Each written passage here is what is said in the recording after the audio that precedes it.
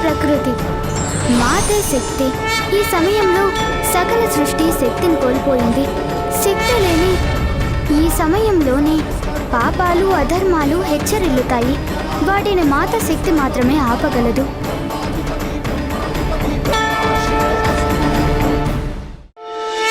తారకాసురుడు అతని దుర్మార్గ మంత్రుల ద్వారా నిరంకసత్వం, నికృష్ట దమనకాండ ఆరంభం కావటానికి ఎక్కువ సమయం పట్టలేదు.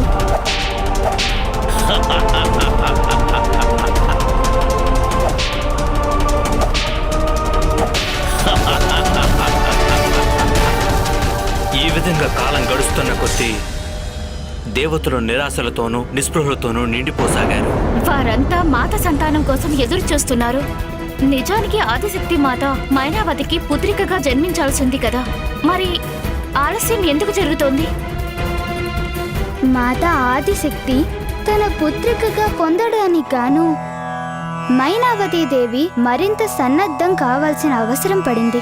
మైనావతీదేవికి అసలు సంగతి తెలీదు. సనత్ కుమారులు పూర్వజన్మలోనే తనకి మానవ మాతృరాలిగా జన్మించే శాపమిచ్చారని తెలీదు. మరి మైనావతికి గతం గురించి ఎప్పుడు తెలుస్తుంది విప్రవర్య?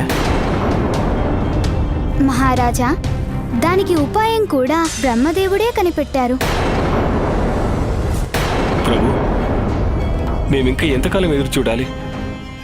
ఎప్పుడు అంతమవుతుంది ఈ రాక్షస రాజ్యం? మాత ఆదిశక్తి ఆదేశానుసారం హిమవంతుడికి మైనావతి దేవికి వివాహం కూడా జరిపించాం కదా. అంటే ఇప్పుడు అసురులంతానికి సమయం ఆసన్నమైనట్టేగా? అవును, సమయం ఆసన్నమైనది. మైనావతి దేవికి తన జన్మ లక్ష్యాన్ని మనందరం తెలియజేయాల్సి ఉంటుంది. తన మనసులో తలెత్తిన సమస్యలకు సమాధానం చెప్పాల్సినటువంటి తరుణం ఆసన్నమైనది.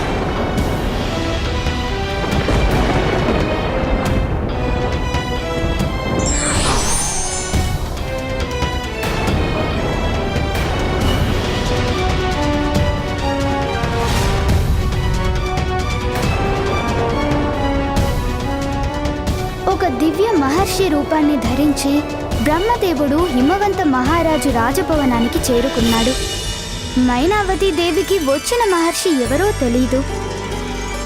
కానీ వారిలోని దివ్యత్వాన్ని గ్రహించడంలో ఏమాత్రం తప్పు చేయలేదు.